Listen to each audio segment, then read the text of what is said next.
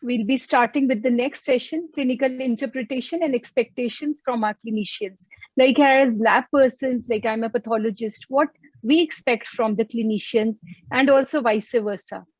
So now here today we have with us Dr. Nandini Biswas, our esteemed panelist. Dr. Nandini Biswas is consultant physician pulmonologist and head of Department of Pulmonology at Medica Super Speciality Hospital, which is a well-known hospital in Kolkata and has got a very well-equipped pulmonology unit. She has done her MBBS from University of Calcutta, India, MRCP from Royal College of Physicians, UK, then CCST in Respiratory and General Medicine from UK, and FRCP from Royal College of Physicians, Edinburgh. And she also has numerous publications to her credit in both national as well as international journals of high repute. I have now one question for Dr. Nandini Biswas. Like occasionally it can be a bit tricky distinguishing between infected pleural collections and lung abscesses. And as a pulmonologist, like how do you proceed further in such a case scenario? The questions I put forward to, I think you've all read the questions, isn't it? One was regarding if we have a large collection, how do we know whether it's a pleural collection that's infected or whether it's a lung abscess? Sometimes it can be quite difficult, isn't it? Particularly if the collections are large. Is it an abscess we are dealing with, or is it an infected pleural collection with thickened pleura? So that was one. And the other one was regarding as to why do we get a large number of indeterminate TB PCR results from spinal collections and from lavage as well, particularly in patients who've had TB in the past. And it becomes very difficult to decide as to do we treat them for MDR or do we treat them for sensitive TB. So those were the questions I put forward to.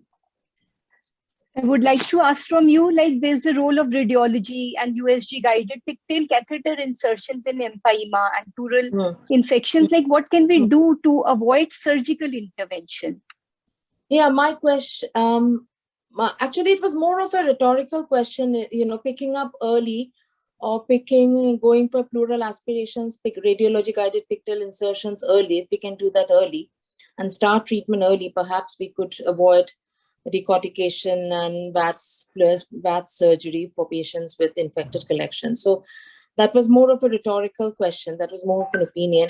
And I happen to be surrounded by, I've always had excellent support from radiology department whenever it had come to whether it's discussing CT or ultrasound or for approaching them for pigtail insertions, radiology guided. And my outcomes have fairly been good. There are certain empymas and collections, there's nothing you can do however much you try, and they end up having surgery. But for a large number of my patients, my radiology colleagues have been extremely helpful. And they've actually sorted a lot of these things out, and we have been able to manage patients medically. So that was actually meant to be a part of the group discussion, that this is what I've got from the radiology colleagues, and this is what we expect from them.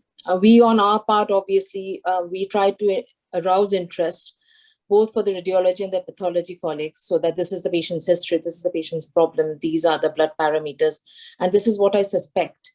And would you be able to help us? And this is what, so I think the more information we give, the better outcomes we receive from our colleagues. And that is very important, proper history. Just arousing interest for the colleagues who actually sit in their rooms and behind, they're in front of computer screens or peer down the microscope. Arousing interest about a live patient there is very important. And the more info you give, the better outcomes you have. So that was part of my discussion, Ray. So that's pretty much it. Okay, thank you, Dr. Nandini.